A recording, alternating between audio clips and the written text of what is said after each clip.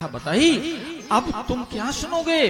तो राजा परीक्षित ने कहा, महाराज आपने कहा था कि मनु और शत्रुपा के लिए पृथ्वी स्थापित की गई, लेकिन फिर आगे क्या हुआ? मनु शत्रुपा पत्यो श्रुतः। महाराज मनु और शत्रुपा के पुत्रों की जो गणना वंशावली है उसे मुझे थोड़ा बताओ। आगे उन्होंने संसर्ग सृष्टि के द्वारा सृष्टि को कैसे आगे बढ़ाया। कहने लगे, राजन मनु और शत्रुपा से 5 संतान उत्पन्न हुए। 3 पुत्रियां हैं और 2 पुत्र हैं। आकुति, देवहूति और प्रसूति नाम की 3 कन्या हैं। उत्तानपाद और प्रीवत नाम के 2 पुत्र हैं। 5 संतानें उत्पन्न हुए। इन 5 संतानों में इनकी जो पुत्री थी जिसका नाम था आकुति, वो रुचि प्रजापति के साथ उसका विवाह हुआ और उस विवाह में एक शर्त रखी थी, पुत्र का धर्म के द्वारा विवाह हुआ। पुत्र का धर्म का मतलब समझते हो? जब विवाह पिता अपनी पुत्री का करता है तो एक शर्त लगाता है कि इसके जो संतान होगी वो पहला पुत्र होगा, मैं ले लूंगा। मनु महाराज ने शर्त लगा दी और रुचि प्रजापति ने शर्त को स्वीकार किया। तब इनके एक युग्म पैदा हुआ, यानी जुड़वा। एक बच्चा है और एक बच्ची। पुत्र का नाम है यज्ञ और कन्या का नाम है दक्षिणा। क्या है? यज्ञ दक्षिणा। बिना दक्षिणा के यज्ञ पूरा नहीं होता। अगर आपने यज्ञ किया है और अंत में दक्षिणा संकल्प नहीं हो रहा है तो यज्ञ आपका पूर्ण नहीं है, अधूरा है। यज्ञ और दक्षिणा का जब प्राकट्य हुआ तो मनु महाराज यज्ञ को लेकर के अपने घर आ गए और दक्षिणा रुचि प्रजापति के पास रह गए। आगे चल करके इन्हीं दोनों का विवाह हो गया। दक्षिणा ने अपना पति यज्ञ को ही माना, उसके साथ विवाह कर लिया। और देवहूति कन्या विवाह के योग्य जब हुई तो महाराज मनु अपने मन में विचार करने लगे कि मैं अपनी पुत्री का विवाह किसके साथ करूं। उधर सरस्वती नदी के किनारे सिद्धपुर ग्राम के पास में एक बहुत सुंदर आश्रम बना करके कर्दम ऋषि तपस्या कर रहे हैं। बहुत सुंदर।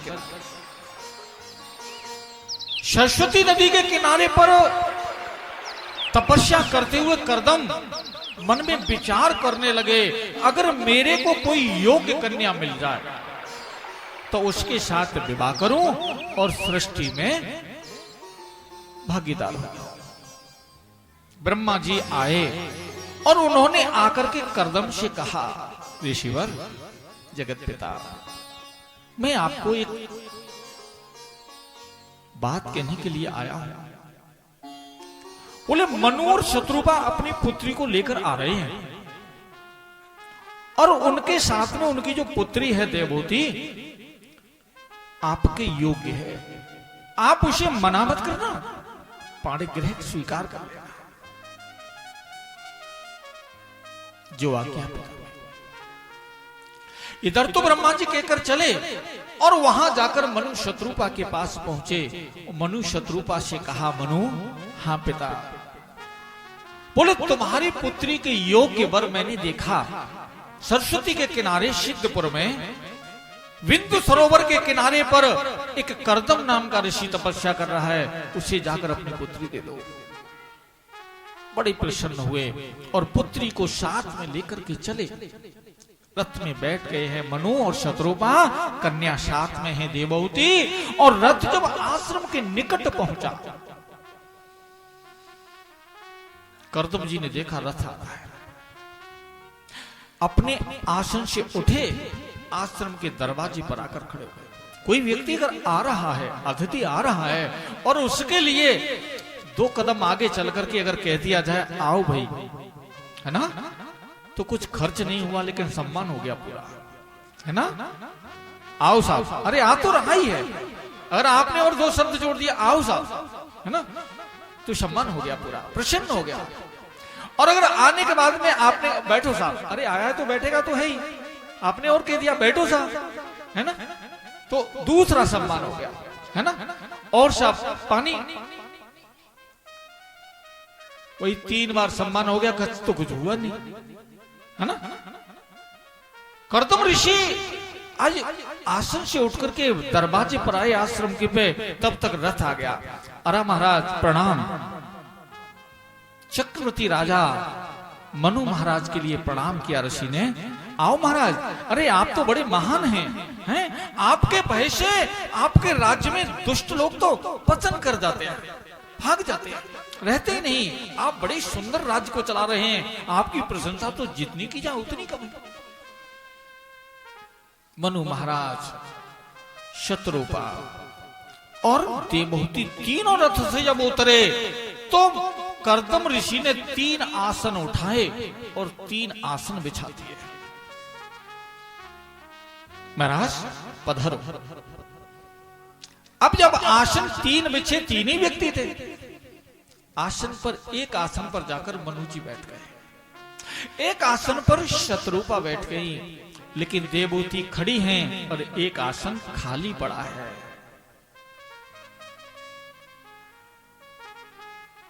बेटी को देखने के लिए जब जाते हैं बेटे वाले, हाँ, बेटी को देखने जा रहे हैं, क्या देख के आते हैं? बढ़िया सुंदर चेहरा है, बढ़िया गालियां देना जानती है ना। विचार देखने का हमारे अंदर विचार ही नहीं रहा कि हम परीक्षण कैसे करेंगे। परीक्षा की घड़ी चल रही है, कर्दम विचार कर रहे हैं कि ये कन्या मेरे योग्य है या नहीं है, और देवहूति खड़ी है, अभी विवाह नहीं हुआ। सिर्फ ब्रह्मा जी के द्वारा ये बताया गया है कि ये मेरे होने वाले पति हैं। जगत पिता ब्रह्मा ने कहा है कि ये मेरे होने वाले पति हैं, और विचार करती हैं कि मैं अगर होने वाले पति के द्वारा बिछाए हुए आसन पर बैठ गई तो मेरा पतिव्रत धर्म तो आज ही खत्म हो जाएगा। विचारनी बात है माताओं। जो सती नारियां हैं, जो कुलीन नारियां हैं, वो अपने पति से सेवा लेती नहीं, सेवा करती है। और फिर उसके मन में एक विचार आ रहा है कि अगर कोई वस्तु कोई व्यक्ति दे रहा है, आपने किसी व्यक्ति को कोई पदार्थ दिया, बोलो महाराज ये मेरी तरफ से आप, बोला नहीं नहीं मैं नहीं लेता, तो देने वाले का अपमान हो जाता है। कोई वस्तु दी जाए और लेने वाला उसे इनकार कर दे तो देने वाले का अपमान हो जाता है। उसको अपने मन में ऐसा लेता है कि मैंने तो इसको बड़े भाव से दिया लेकिन इसने स्वीकार ही नहीं किया। देवहूति विचार कर रही है कि अगर इस आसन पर नहीं बैठती तो मेरे होने वाले पति का अपमान हो जाएगा। धर्म संकट है ना, बहुत जटिल संकट में पड़ी हुई है देवहूति। विचार कर रही है, बैठती हूं तो पतिव्रत जा रहा है और नहीं बैठती हूं तो पति का अपमान हो रहा। अभी विवाह नहीं हुआ भैया, सिर्फ मालूम पड़ गया है कि विवाह इनके साथ होना है। परीक्षा की कर्दम विचार कर रहे हैं, संकेत कर रहे हैं, बैठो भाई बैठो, आपके लिए आसन बैठो। देवहूति विचार कर रही है, क्या करूं हे प्रभु, ये इतना जटिल संकट मेरे लिए। जब परमात्मा का नाम लिया तो स्मृति जागृत हुई। गीता में भगवान कहते हैं सर्वस्य चाहं हर्षन् विष्टो मत स्मृति ज्ञानम अपोहनम च। मैं संपूर्ण प्राणियों के अंतःकरण में रहता हूं, और 3 क्रिया खुद करता हूं। कौन कौन सी करते हैं? स्मृति, ज्ञान और अपोहन। लोग कहते हैं हम याद तो बहुत करते हैं लेकिन याद तो रहता ही नहीं। बोले महाराज जी आप कथा कहते रहते हो, हम सुनते हैं, लेकिन आप पता नहीं कैसे कहते रहते हो, हमें तो वो याद ही नहीं रहता, उसमें तो थोड़ा बहुत ही रह जाता है। होता है ना ऐसा? भगवान कृष्ण ने 15वें अध्याय के गीता के 15वें अध्याय के 15वें श्लोक में कहा, सर्वस्य चाहम सन्निविष्टो मत स्मृति ज्ञानम अपोहनम च। हे अर्जुन, प्रत्येक प्राणी के अंत्यकरण में बैठ करके स्मृति, ज्ञान और अपोहन, ये 3 क्रिया में स्वयं करता रहता हूं। याद क्यों नहीं रहता? क्योंकि तुम भगवान के कृपा पात्र नहीं हुए हो। भगवान तुमसे द्वेष नहीं करते, लेकिन तुमने पात्रता ग्रहण नहीं की। पात्रता भगवान नहीं देंगे, पात्रता तुम्हें ग्रहण करनी पड़ेगी। अरे विचार करो, अगर भगवान बिना आपके पात्र हुए सब कुछ दया कर दे, तो बेचारा वो मजदूर फावड़ा चला रहा है, वो का उसका दुश्मन थोड़ी है ना? भगवान कहते हैं मैं तो समान रूप से दे रहा हूं सबको, पर लेने वाले के पास जितना बड़ा पात्र होगा उतना ही तो ग्रहण करेगा, है ना? अरे भोजन की छोटी सी प्याली लेकर के जाओगे और फिर कहो कि पेट भरने लग के भोजन नहीं मिला तो कैसे मिल जाएगा? अरे पात्र तुम बड़ा कर लो तो तुम्हें बहुत सारा मिलेगा। भगवान देने के लिए बैठा है, दोनों हाथों से देने के लिए बैठा है, लेकिन हमने अपना पात्र छोटा कर लिया है। स्मृति, ज्ञान, अपोहन, बात समझ में आ रही है? स्मृति, याद क्यों नहीं रहता? जिसके विषय में नहीं जानते वो जानकारी आती कैसे है? यस्मिन् विज्ञाते सर्वं विज्ञातम भवति। जब उस एक परमपिता परमात्मा को हम जान लेते हैं तो फिर और कुछ जानने के लिए शेष नहीं रहता, सब कुछ जाना हुआ सा लगता है ना? उस एक को जानने के बाद सब कुछ जाना हुआ सा होता है। उससे जुड़ जाने के बाद सब कुछ ज्ञान होता है। अपोहन माने समझ रहे हो? नहीं समझ रहे। देखो, हमारे प्रारब्ध के द्वारा क्रिया हो रही है, कार्य तो बिगड़ गया प्रारब्ध के अनुसार, लेकिन दोषारोपण कर दिया पड़ोसी के ऊपर। ये अमुक व्यक्ति अगर वहां नहीं जाता तो मेरा कार्य नहीं बिगड़ता, इसने वहां जाके कुछ कह दिया और मेरा कार्य बिगड़ गया। ये भ्रम हो गया। बिगाड़ने वाला कोई नहीं, बिगड़ रहा है हमारे कर्मों से, और हमें भ्रम हो गया है कि इस व्यक्ति ने बिगाड़ दिया। लेकिन कुछ समय के बाद एक ऐसी गतिविधि हुई कि हमारी समझ में आया कि उसका दोष नहीं था, वो तो बिगड़ ही गया। आता है ना ऐसा? कुछ समय के बाद ऐसा महसूस होता है कि नहीं भाई उसकी गलती नहीं, हम समझ रहे थे कि उसकी गलती है, उसकी गलती नहीं, ये तो बिगड़ने वाला था, बिगड़ गया। भगवान कहते हैं कि जो भ्रम पैदा हो गया है उस भ्रम को निकालने की जो क्रिया है वो क्रिया उसको कहते हैं अपोहन। क्या कहते हैं? अपोहन। जो भ्रम पड़ जाता है और उस बुद्धि में से भ्रम को निकालने की क्रिया को अपोहन कहते हैं, और ये कार्य भी भगवान का है। भगवान कृष्ण कह रहे हैं अर्जुन ये कार्य भी मैं करता हूं, भ्रम निकालने का। मैं ही वेदों का करता हूं, मैं ही वेदों को जानने वाला हूं, और मेरे द्वारा ही वेद जाने जाते हैं, और कोई नहीं। जब स्मरण किया परमपिता परमात्मा का देवहूति ने, तो अंदर से स्मृति जागृत हुई और देवहूति ने अपना सीधा हाथ आसन पर रखा और उसकी बगल में जाकर के बैठ गई। न तो आसन का अपमान हुआ और न आसन का घृण हुआ। कर्दम जी जान गए कि यह कन्या तो योग्य है, विवाह करने में कोई संशय नहीं, कर लेना चाहिए। जब ऐसा बात के मन में विचार आया, उसी समय मनु महाराज से कदम ऋषि ने कहा महाराज आप और कहां जा रहे हैं? आप सीधी सीधी तो नहीं कह रहे कि ब्रह्मा जी ने मुझे बता दिया है, अब पूछना चाह रहे हैं कि आपका आगमन क्यों हुआ है? महाराज कहां जाना है? बोले मैं तो आपके आश्रम पर आया हूं, मेरे साथ जो पुत्री है इस पुत्री को तुम्हें पाणी ग्रह करना चाहता हूं, संकल्प करना चाहता हूं, कन्यादान करना चाहता हूं। कर्दम ऋषि कहने लगे महाराज विवाह तो कर लेंगे, लेकिन हमारी एक शर्त है। अगर वो शर्त स्वीकार हो जाती है तो हम विवाह कर लेंगे।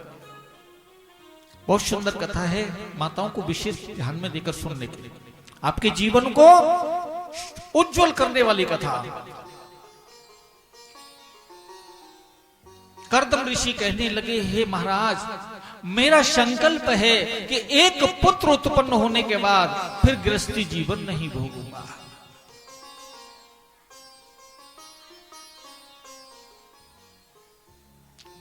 अब कर्दम की बात सुनकर के मनु महाराज विचार करते हैं, ये तो जवाब पुत्री का, भाई इस विषय में मैं तो कुछ कह नहीं सकता। और उन्होंने देवहूति की तरफ जब देखा तो देवहूति ने कहा, पिता मैं भी यही चाहती हूं कि जीवन साथी ऐसा मिले जो कामांध होकर जीवन न बिताए। स्वीकृति मिल गई, पाणिग्रह होने लगा। देवहूति विचार करती है कि ये जीवन में जो विवाह का प्रसंग चलता है ये सत्संग के लिए है। कैसे के लिए? सत्संग के लिए है। अगर अकेली नौका को भवसागर रूपी नदी में छोड़ दिया जाए तो नौका पार नहीं हो सकती, और अकेला केवट अगर समुद्र को पार करना चाहे तो नहीं कर सकता। जब नौका और केवट दोनों मिल जाएंगे तो ये भव सागर रूपी ये सागर जो है ना आसानी से पार हो जाएगा। स्त्री रूपी नौका, पुरुष रूपी केवट जब दोनों अपने सत्संग के द्वारा इस सागर को पार करेंगे तो ये भव सागर उनको एक छोटी सी तलैया महसूस होने लगेगा। विवाह सत्संग के लिए है। जब पुरुष अपने मार्ग से पतित होता है तब उस गृहिणी का दायित्व बनता है कि अपने पति को सत्संग के द्वारा उस बिगड़े हुए मार्ग से हटा करके सतमार्ग पर ले आए। कथा में सुनने को मिलेगा कि हिरण्यकश्यप के न चाहने पर भी कयादू ने उससे एक माला का जाप करा दिया। ये नारी का दायित्व बनता है।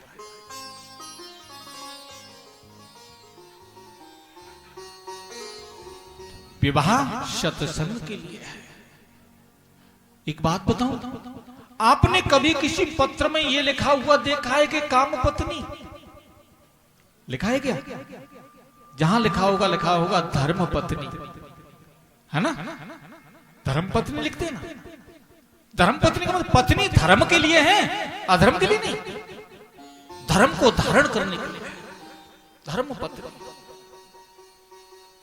और पहला जो पुत्र होता है उसको कहते हैं धर्मपुत्र, और उसके बाद जो पुत्र होते हैं उनको कहते हैं कामज पुत्र। पहला पुत्र है वो सृष्टि में मदद करने के लिए, माता पिता के ऋण से उऋण होने के लिए पहले पुत्र का प्राकट्य हुआ, और अन्य पुत्र हुए कामज पुत्र, काम के वशीभूत होकर उनके प्राकट्य।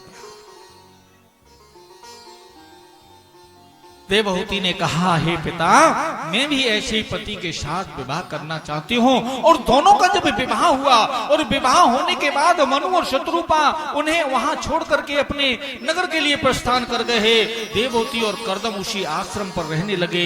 12 साल का समय व्यतीत हो गया। यही नहीं महसूस हुआ कि हमारा विवाह हो गया है। यह भारत के ऋषियों की बड़ी अजीब प्रक्रिया रही। हमारे यहां एक वाचस्पति नाम के ऋषि हुए, और वाचस्पति ऋषि जिनका विवाह हो गया, बहुत अच्छे कवि, और इन्होंने 36 वर्ष एक ही आश्रम में रहकर बिता दी। और जब 36 वर्ष पूरी होने जा रही थी और ये एक टीका लिख रहे थे, शांकर भाष्य, रात्रि में दिखाई नहीं दे रहा था, अब तो ट्यूबलाइट लग रही हैं, लेकिन तब तो दीपक जलता था। दीपक की लाइट थोड़ी कम हो रही थी, और इनकी जो गृहिणी थी और सुई से लाकर के उसकी बाती को ऊंचा कर रही थी, तब इन्हें एक साथ आभास सा हुआ। बोले, देवी तुम कौन हो? विचार करने की बात है। 36 वर्ष विवाह को हो गई, उसी आश्रम में सेवा कर रही है दासी, और वो जान ही नहीं पा रहे उन्हें। 36 वर्ष के बाद कह रहे देवी तुम कौन हो? उनकी गृहिणी ने कहा स्वामी विचार करके देखो, कभी तुम्हारा विवाह हुआ था? बोले हाँ हुआ तो था, तो मैं आपकी दासी हूं। अरे हमारे विवाह को तो 36 वर्ष हो गई और तुम 36 वर्ष तुमने मौन होकर के आश्रम में काट दी।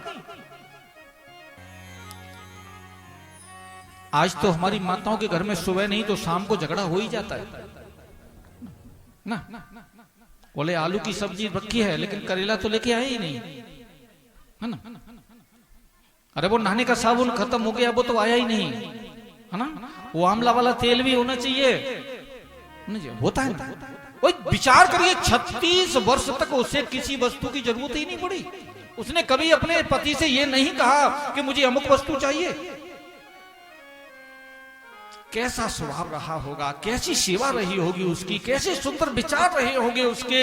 आज 36 वर्ष के बाद जब उसने कहा स्वामी मैं आपकी दासी हूं, वाचस्पति कहते हैं वाह देवी आपको धन्य, आपने 36 वर्ष मौन होकर के बिता दी, कभी मेरे से कुछ कहा ही नहीं। आज मैं तुमसे तुम्हारी सेवा से बहुत प्रसन्न हूं, आप जो वरदान मांगना चाहो मैं आज दूंगा।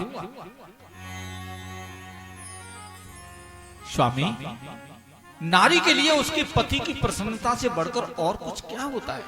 बस आप प्रसन्न हैं, मुझे सब कुछ मिल गया। बोले ना ना कुछ मांग लो। बोले नहीं स्वामी आपके होते हुए मुझे मांगने की जरूरत ही क्या पड़ी है, आप है ना। तो वाचस्पति ने कहा मैं जिस टीका को शंकर के नाम से लिख रहा था, शंकर भाष्य, आज ये टीका मैं तुम्हारे नाम से लिखता हूं, तुम्हारा नाम जगत में विख्यात होगा।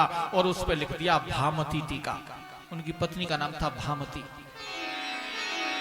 और वो टीका आज भी भामती टीका के नाम से जानी जाती है। कितने बड़े उच्च कोटि के आदर्शवान ऋषि रहे हमारे देश के, उन ऋषियों की तो हम संतान हैं, लेकिन आज हमारे आदर्श हमसे दूर हो गए हैं और यही कारण है कि हम कष्ट पा रहे हैं। जय श्री राधे बोलनी पड़ेगी। जय श्री राधे। 12 वर्ष बीत गए हैं। देवहूति कर्दम का जीवन 12 वर्ष ब्रह्मचर्य में बीता। 12 वर्ष के बाद देवहूति ने कहा स्वामी अब हम कुछ गृहस्थी जीवन भोगना चाहती है। अच्छा तो जाओ सरस्वती नदी में स्नान करके आओ। और जब सरस्वती नदी में देवहूति स्नान करने के लिए गई तो बहुत सारे दास दासियां थे, उनको स्नान कराया और वापस लौट कर आई तो एक ऐसा सुंदर विमान वहां था। उस दिव्य विमान में जीवन में काम आने वाली प्रत्येक वस्तु उपलब्ध थी। जो भी जरूरत की सामग्री थी उसमें पहले से रखी हुई थी। दोनों ने रथ में प्रवेश किया और रथ में प्रवेश करते ही रथ आकाश मार्ग से जाने लगा और 100 वर्ष का समय व्यतीत हो गया, नीचे नहीं उतरा। तो दिव्य विमान। सुखदेव जी कहते हैं हे राजन 100 वर्ष के बाद जब विमान नीचे आया तो देवहूति और कर्दम के पास 9 कन्या थीं। कितनी संतान हो गई? 9।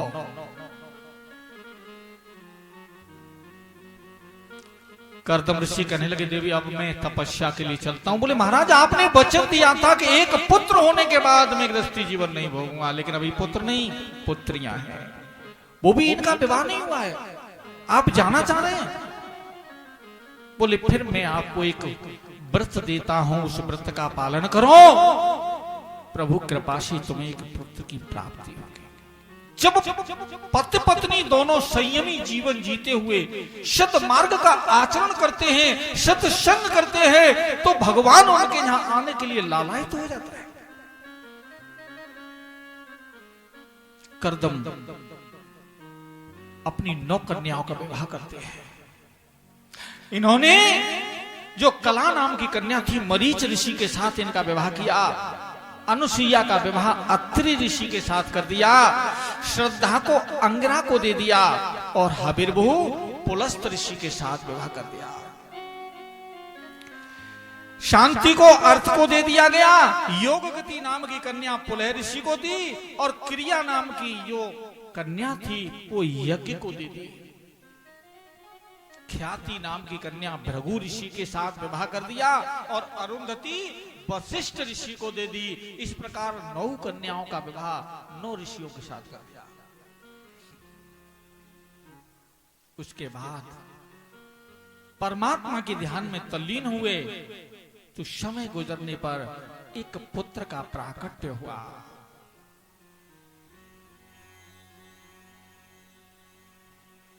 जैसे पुत्र का प्राकट्य हुआ, देवताओं ने पुष्प वर्षा की और भगवान का गुणानुवाद करने लगे, क्योंकि यह पुत्र कोई साधारण नहीं, भगवान का अंश अवतार था।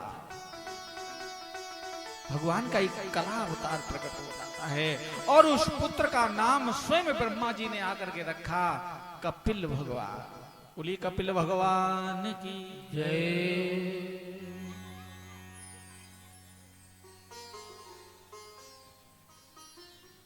करुणामय हो तेरी गति लखी न परे,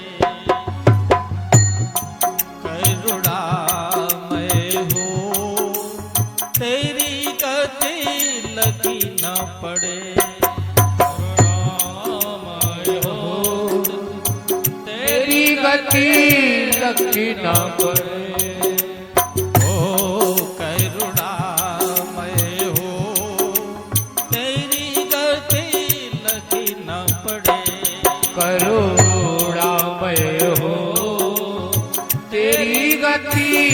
लख न पड़े। ओ आगम अगम अगाधि अगोचर, आगम अगम अगाधि अगोचर, आगम अगम अगाधि अगोचर, केहि बिद बुद्धि सचरे,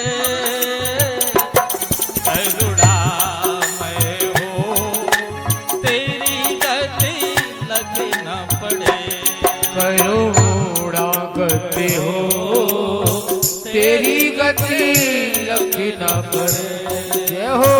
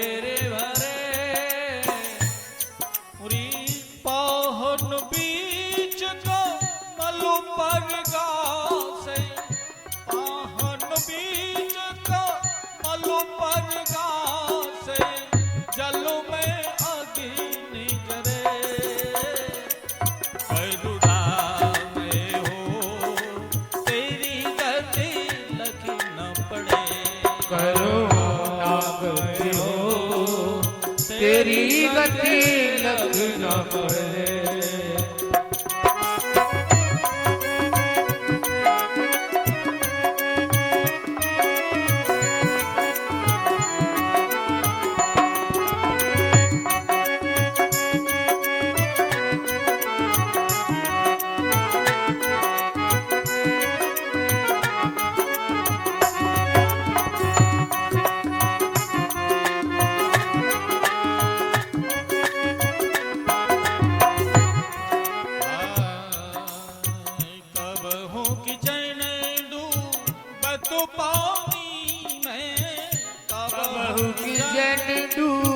वत पानी में कब हो कि चैन डो कबहू की जट डूबत पानी में, कब हूँ की शिला करे और बागर में साकर कर डारे, बागर में साकर कर डारे, जो प्रभु महर करे,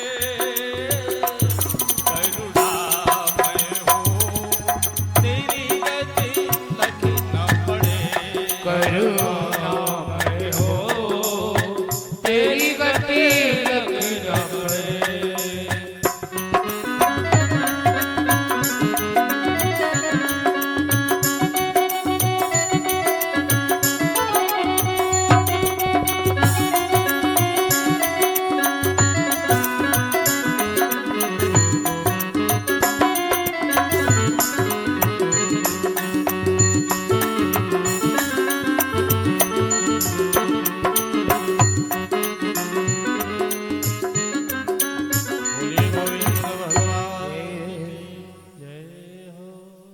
जय जय श्री राधे श्याम। करुणामय हो तेरी गत लखना। प्रभु क्या करता है, कैसे करता है, उसकी कुछ क्रिया समझ में नहीं आती, है ना। वो चाहे तो एक पलक झपकने में राजा को रंक बना दे और रंक को राजा कर दे।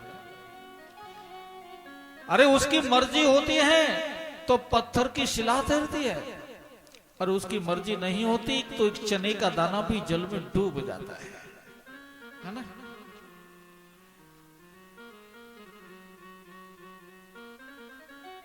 आज करदम ऋषि और देवहूति के भक्ति भाव को देखते हुए स्वयं परम ब्रह्म परमात्मा कला रूप से प्रकट हो गए। ब्रह्मा जी ने आकर के पुत्र का नामकरण किया और कपिल नाम रखा। कपिल भगवान का प्राकट्य हुआ, और कपिल का नामकरण होने के बाद करदम ऋषि ने कहा देवहूति से, देवी अब मैं भगवान का चिंतन करने के लिए जा रहा हूं, आप अपने पुत्र के साथ अपना जीवन यापन करना। करदम ऋषि तपस्या को निकल गए, आश्रम पर देवहूति और कपिल को छोड़ गए। लेकिन कपिल जब 5 वर्ष का हुआ, ब्रह्मा जी ने जिसके पैर में पद्म का चिन्ह देखकर और उंगली पर चक्र का चिन्ह देख करके कहा, देवहूति ये तेरा पुत्र कोई साधारण नहीं, भगवान का एक अवतार है।